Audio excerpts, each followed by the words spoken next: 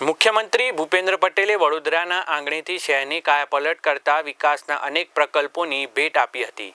વડોદરા મહાનગરપાલિકા દ્વારા આયોજિત કાર્યક્રમમાં મુખ્યમંત્રીએ 950 કરોડથી વધુના ખર્ચે તૈયાર થનારા અને પૂર્ણ થયેલા કુલ 100 જેટલા કામોનું લોકાર્પણ અને ખાતમુહૂર્ત કર્યું હતું। વડોદરા મહાનગરપાલિકાના વિવિધ વિભાગોના જનહિતલક્ષી કાર્યોની હારમાળા સર્જાઈ છે। આ રૂપિયા 950 કરોડના વિકાસ કાર્યોમાં શહેરના પાયાના પ્રશ્નો જેવા કે શુદ્ધ પાણી પુરવઠાની યોજનાઓ, આધુનિક ડ્રેનેજ સિસ્ટમ અને નવા બનેલા રોડ રસ્તાઓના કામોનો પણ સમાવેશ થાય છે।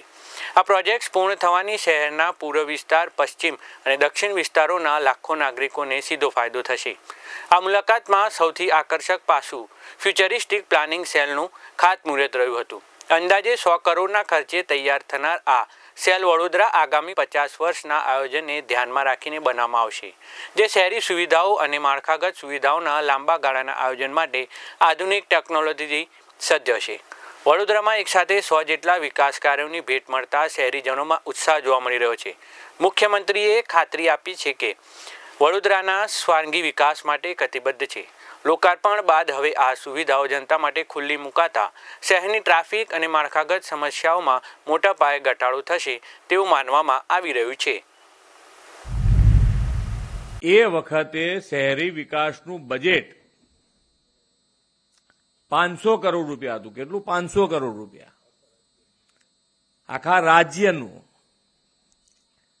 અને આજે આપણે એક જ શહેરમાં 957 કરોડ રૂપિયા એક દિવસે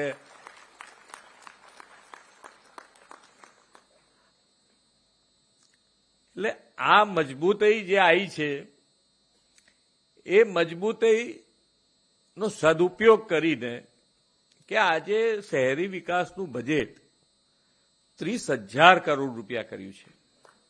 આ વર્ષે પણ આપણે શહેરી વિકાસ વર્ષ ઉજવી રહ્યા છીએ, તો એની અંદર 24,000 કરોડનું બજેટ આપણે 30,000 કરોડ રૂપિયા લઈ ગયા છે, એટલે એ પણ મોટો જમ્પ આપ્યો છે।